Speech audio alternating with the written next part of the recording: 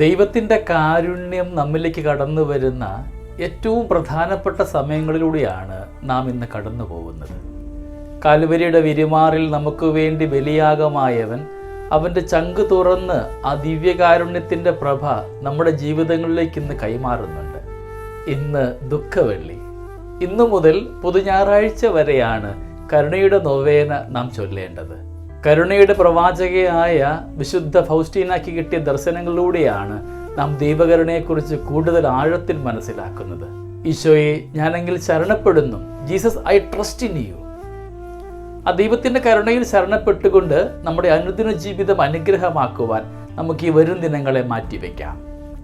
ദൈവകാരുണ്യ ഭക്തി പ്രചരിപ്പിക്കുന്നവരെ കുറിച്ച് ഈശോ ഇപ്രകാരമാണ് പറയുന്നത്: ഒരമ്മ തൻ്റെ കുഞ്ഞിനെ അപകടങ്ങളിൽ നിന്ന് എങ്ങനെ സംരക്ഷിക്കുമോ അതുപോലെ ദൈവകാരുണ്യ ഭക്തി പ്രചരിപ്പിക്കുന്നവരെ ഞാനും സംരക്ഷിക്കും.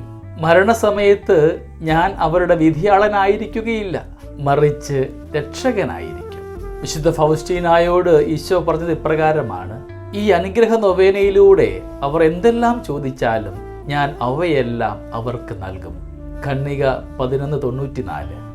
കാരുണ്യവാനായ ഈശോയുടെ ചിത്രമണങ്ങുന്ന ആത്മാവ് ഒരിക്കലും നശിച്ചു പോവുകയില്ലെന്ന് ഞാൻ വാഗ്ദാനം ചെയ്യുന്നു. ഞാൻ ആത്മാവിനെ ജീവിതത്തിലും പ്രത്യേകിച്ച് മരണസമയത്തുമുള്ള ശത്രുക്കളിൽ നിന്ന് രക്ഷിക്കുകയും ചെയ്യും. ഈ ചിത്രം സ്ഥാപിച്ചു വണങ്ങുന്ന കുടുംബങ്ങളെയും നഗരങ്ങളെയും ഞാൻ കാത്തുകൊള്ളും. വരുന്ന 9 ദിനങ്ങളിലേക്ക് നമുക്ക് ദൈവകരുണയുടെ കൂടെയാവാം. കരുണയുടെ ജപമാല ചൊല്ലിയതിനു ശേഷമാണ് നാം ഈ കരുണയുടെ നൊവേനയുടെ ഭാഗമാകുന്നത്. നമ്മുടെ എല്ലാ നിയോഗങ്ങളും നമുക്ക് ദൈവകരുണയോട് ചേർത്ത് വയ്ക്കാം.